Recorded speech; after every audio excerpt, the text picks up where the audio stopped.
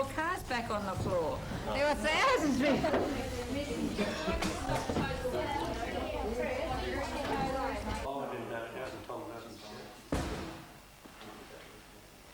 has to be totally replaced. 18 months. 18 months delay.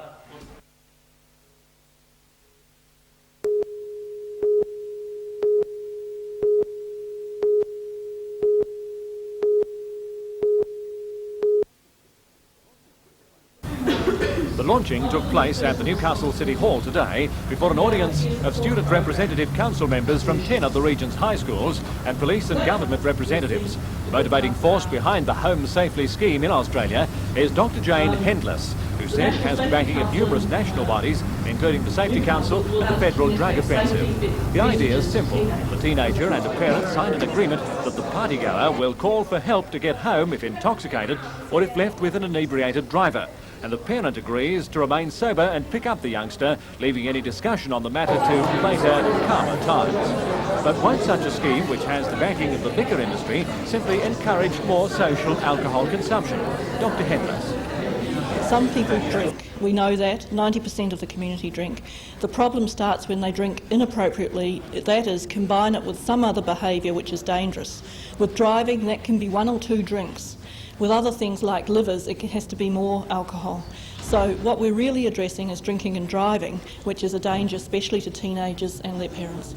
At today's launch, Regional Director of Education Alan Beard endorsed Home Safely, saying he'll encourage its adoption throughout the high school system. Well, we do have a Student Representative Council network. They meet together in camps from time to time. And I'm hopeful that when these schools that are here today have had some experience in introducing this program into their schools, they'll be able to tell the others at these camps. So we'll be able to spread the message over a period that way. So you fully endorse the idea? Certainly.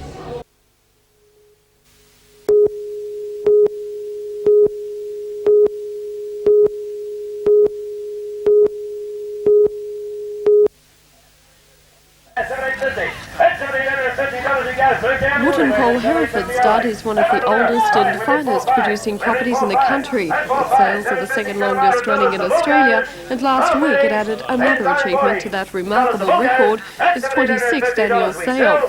109 prime quality cattle were listed, and in Wootton tradition, all bore no reserve, and all came with a money-back guarantee. Not that too many buyers over the 26 years have ever wanted to return their purchases, and certainly by the look of the stock on offer, there was plenty more buyer satisfaction. That satisfaction has ensured the same people have returned year after year to Wootton. Dean McDonald of Walgett was one of them, and this year he was certainly back with a vengeance. He purchased a total of 7 females, among them the top-priced heifer at $1,400 and the top-priced cow at $1,600, as well as 12 bulls, among those the top-priced bull, Wootton Crest, 17. Well, this is the impeccable young bull that topped today's sales. He fetched $10,000. That's $4,000 more than has ever been reached at a sale here. And according to Peter Bishop, it's all to do with a good future for the cattle industry. I think there's a feeling of optimism on the land at the moment. The season's good, the markets are good, export markets are good, both in beef and wool and wheat, and the feeling spills over into sales like this. $600, who bought it? Of course, while the times may be good, the quality of the product also has a lot to do with price, and that's where Wootton Crest 17 sire came in. 7 Bardo Crest died recently, but knowledgeable buyers were well aware his bloodline lived on in the collection of his sons up for sale, and therefore good prices were paid for all stock produced by him. And there was even a sale of his semen later in the auction to be used for artificial insemination, that too bringing big money. All right, yeah.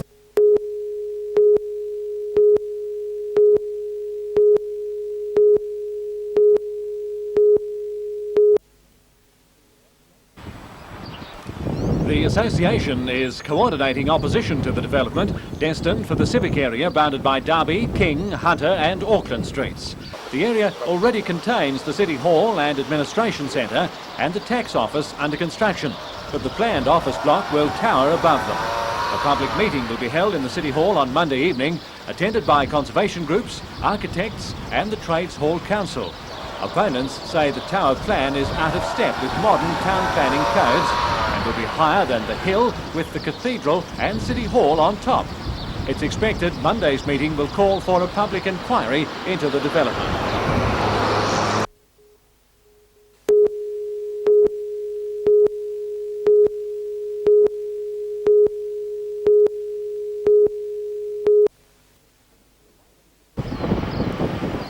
The licence agreement is a major breakthrough for Chapman Meats, which has already invested millions of dollars in its secret meat processing technique.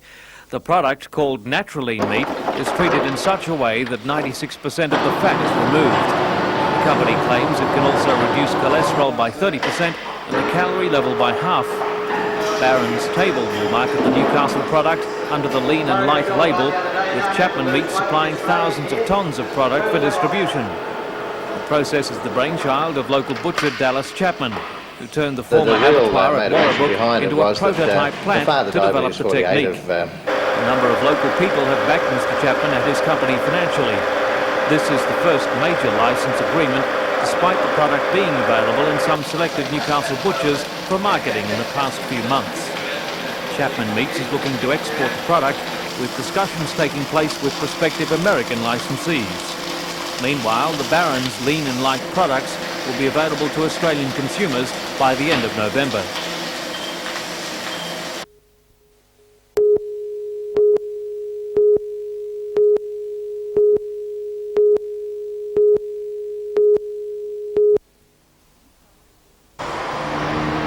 The Newcastle Regional Museum is hosting the Trade Union Cultural Exhibition for the next 3 months.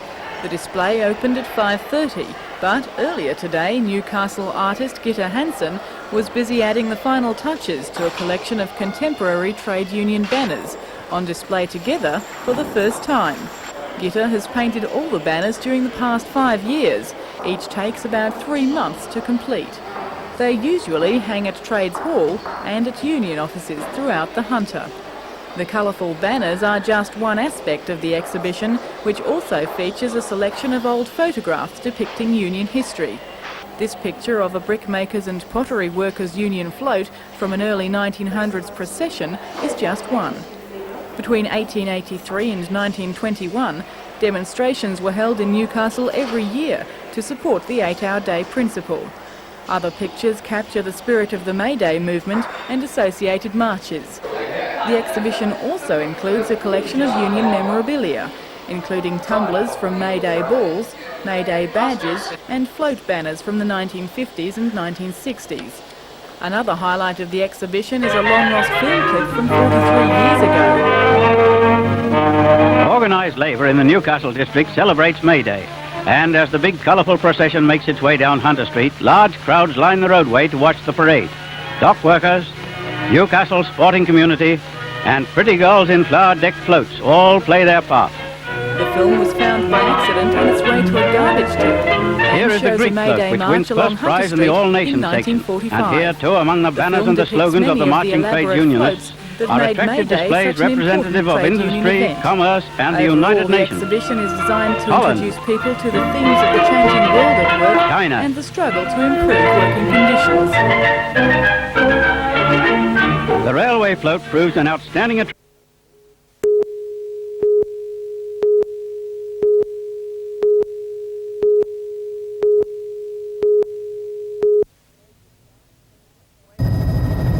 Wages staff from power stations across the state are striking over changes to work practices, in particular changes to shift rosters. Many claim the new roster, which will require maintenance staff to work up to 7 days straight, will be too harsh on their family lives. Elcom claims the new roster will help make plants more economical. Unions say they want to negotiate the changes, while Elcom says unions were invited to take part in the review of maintenance shifts, but refused to participate. The Industrial Commission ordered the wages staff back to work on Tuesday. Now Elcom is urging them to end their strike and return to work, saying consultations will begin at each power station and new shift arrangements will be reviewed over the next 4 months. If there isn't a return to work, Elcom says it will have little alternative but to ensure adequate electricity supplies. That would mean striking workers, defying the Industrial Commission order, could lose their jobs. Elcom says the striking workers are in breach of their contract of employment. Wages staff and their families will rally at Belmore Park in Sydney tomorrow and march on Hyde Park Tower. They are also expected to vote on whether to continue the strike.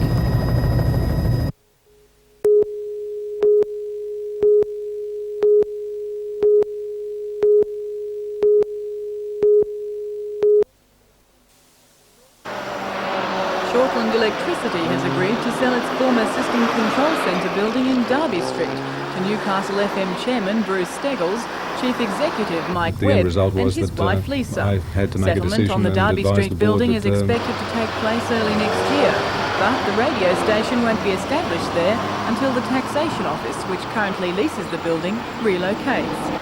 The plan to set up in the Control Centre building follows a recent decision not to establish at Queen's Wharf due to unsuccessful negotiations with Council over who was to pay for modifications to the building.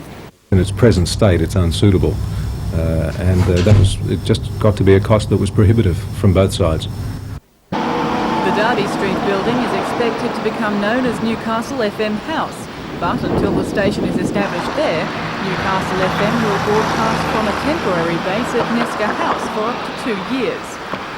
So when will Newcastle FM go to air? We're hoping for May, but now because of this temporary situation, which won't compromise quality of sound or presentation in any way, we might be able to bring that date forward perhaps to April. How will this affect existing commercial radio ventures? It'll obviously have an effect, but probably a positive one. It will mean, as I've always said, that they'll need to take a good look at how they're managed, how they're programmed, and improve the quality in order to remain competitive. Eventually, Newcastle FM expects to use the top floor of the Control Centre building in Derby Street. The remainder of that building will be advertised for lease. Mr Webb expects a company which uses computerisation would find the building useful.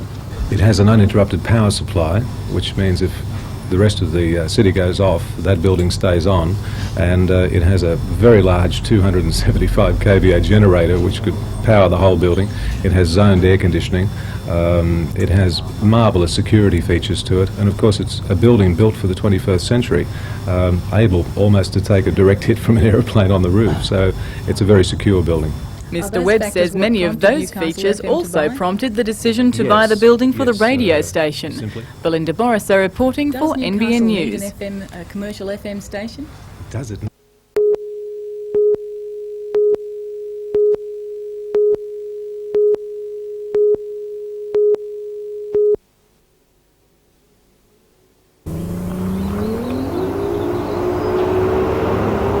Peter has been barefooting for 13 years, travelling the country and the world doing 360s, 720s, tow 180s and jumps. He came third overall in the last world titles in West Germany. This time he's going for the top place. Naturally the ultimate in any sport is to be the number one or to be the world champ, so that's probably what's continued my dedication for the last 6-7 years. The 1988 world titles are on the Yarra River at Melbourne on the last weekend in November. Peter and his father and coach Don have been training 4 or 5 times a week, preparing for the titles. Just take your time, just go turn it easy and a little bit more speed, okay? And I'll just sit down on my backside and then stand up. Sessions of about 1.5 hours to most people would be pure leisure, but for the Wellands, although it's still fun, it's certainly hard work. Peter has his feet planted firmly on the ground. He knows it can be a dangerous sport, especially jumping. His brother Noel was knocked unconscious hitting a ramp on the south coast, and Peter now wears special head and neck protectors when performing this trick.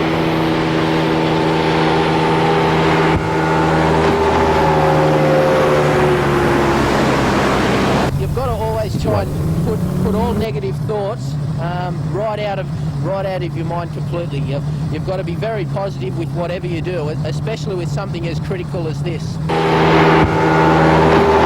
and 11 other members of the Australian squad will spend next week at the Institute of Sport in Canberra preparing for the titles.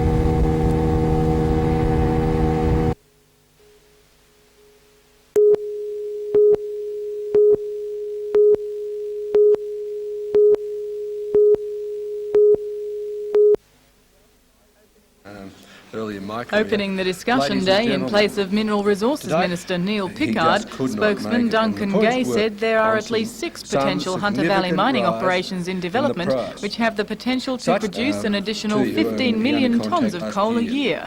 Today, issues discussed included plans for proposed mining developments at Glennies Creek, Warkworth and Bulga, able to create several hundred jobs. The Newcastle Walls End Coal Company wants to develop a major open-cut mine near Bulga. United Collieries wants to sample coal at Warkworth and possibly develop a mine there later. And Maitland Maiden Collieries is waiting to apply for a mining lease for an underground mine at Glennies Creek. However, in a blow to Bloomfield Collieries this week, the Singleton Shire Council has decided not to support an application for the development of a new mine at Rix's Creek. The council will make a submission to the Department of Planning and has called for a public inquiry. Most importantly, it decided to seek to so alter the land use controls on the Rix's Creek area that mining would not be permissible. That means if Bloomfield doesn't mine it, nobody else could either, and the resource would be sterilised. Mr Murray says the new mine is needed because Bloomfield's East Maitland reserves have a high sulphur content, and they need low sulphur coal from Rix's Creek to blend with it to make a product suitable for the export market. Meanwhile, as coal industry representatives discussed business, some at the Mount Thorley mine took a close look at a problem with the dragline. Production was halted at the mine for about 8 hours after a section of overburden collapsed under the top of the dragline. That happened around 5 o'clock this morning, and machinery was soon busy refilling to enable the dragline to push back out again. Mr Borissow reporting for NBN News.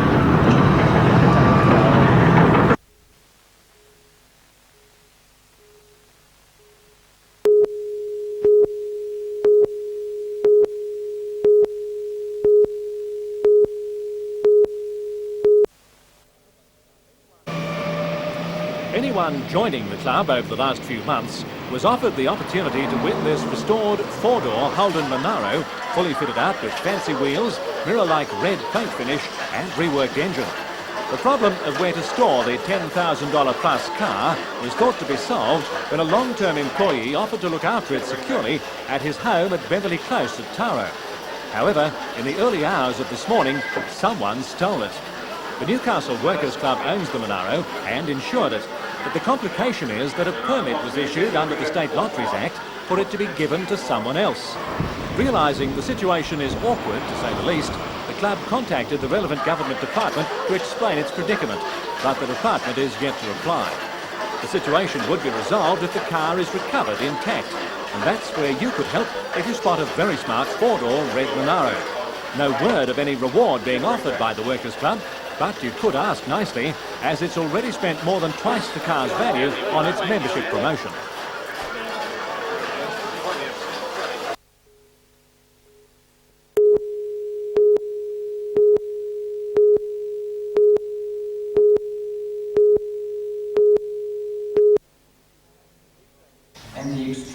Each Anglican diocese is governed by a synod made up of clergy and lay people, which meets once a year to debate church policy. The ordination of women has thrown the Anglican Church into the public eye, and the issue was bound to be a focus of attention at this year's Newcastle Diocese Synod.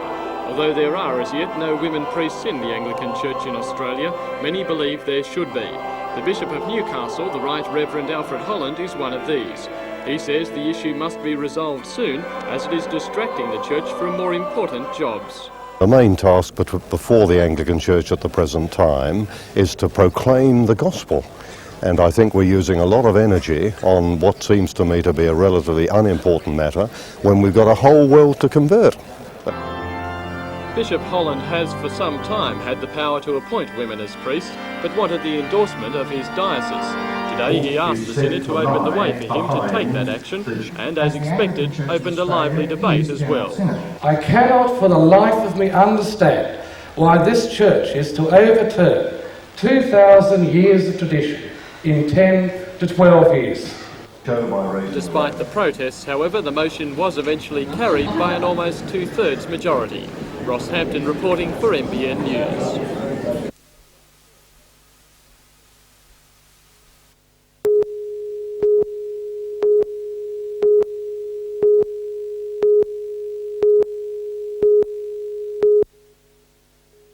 The Australians went down 5-0 in the recent series against Japan, but were still impressive, especially in this Bicentennial Cup game in Townsville, losing just 3 sets to 2. But with highly ranked sides like Japan and now Italy here competing, the quality and image of Australian volleyball can only improve. We've played a lot of games this year, up to about 30 internationals, 10 on this current tour, and whereas in previous years we've only played around about 10 or 12 internationals per year. Secondly, we feel that it's been a very successful tour in terms of bringing the sport of volleyball to the public in Australia.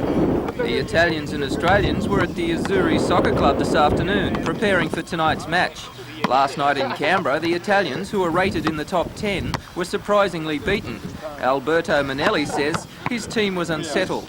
Because we was tired from the long trip and the many hours of difference between Italy and Australia. And the second is, I think, because in this team there are many people and never playing together. The match begins at 8 o'clock at the Newcastle Basketball Stadium.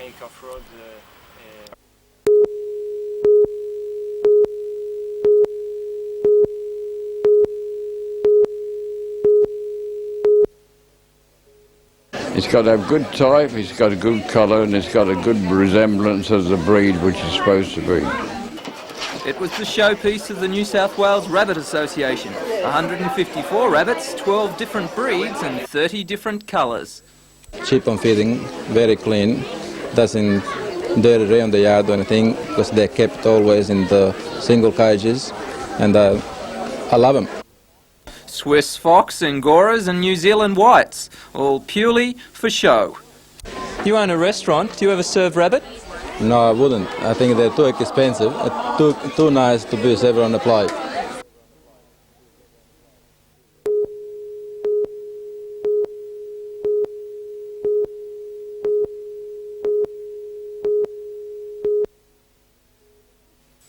The twisted wreckage of the 2 cars involved in the head-on collision bear witness to the force of the impact.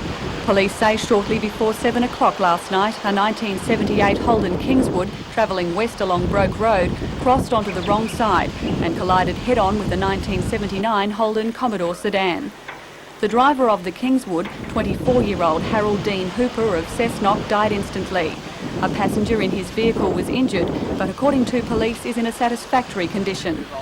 The driver of the Commodore was 17-year-old Gordon William Gorsh of Lower Belford via Branxton. He was rushed to Royal Newcastle Hospital but died shortly after admission. A passenger in the rear of his car, 15-year-old Stephen Robert Smith of Singleton Heights, died instantly. 3 other passengers were taken to hospital and, according to police, are in a satisfactory condition. Meanwhile, a single vehicle accident at Foster last night also claimed the lives of 3 teenagers. 17-year-old Scott Dean Darley of Tuncurry, 16-year-old James Stewart Dwyer of Green Point and 14-year-old Samantha Ann Longfield of Foster were killed when their utilities smashed into a power pole in Strand Street shortly before 8 o'clock. The driver, Scott Darley, was killed instantly. His 2 passengers died before rescuers could free them from the wreckage. The deaths bring the state road toll to 789, 40 more fatalities than for the same period last year. Helen Hughes reporting for NBN News.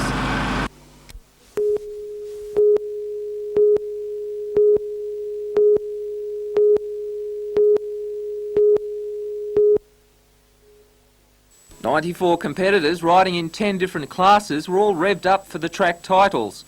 Sliders, sidecars, trikes and motocrosses were all on show, exhibiting the very different styles of racing.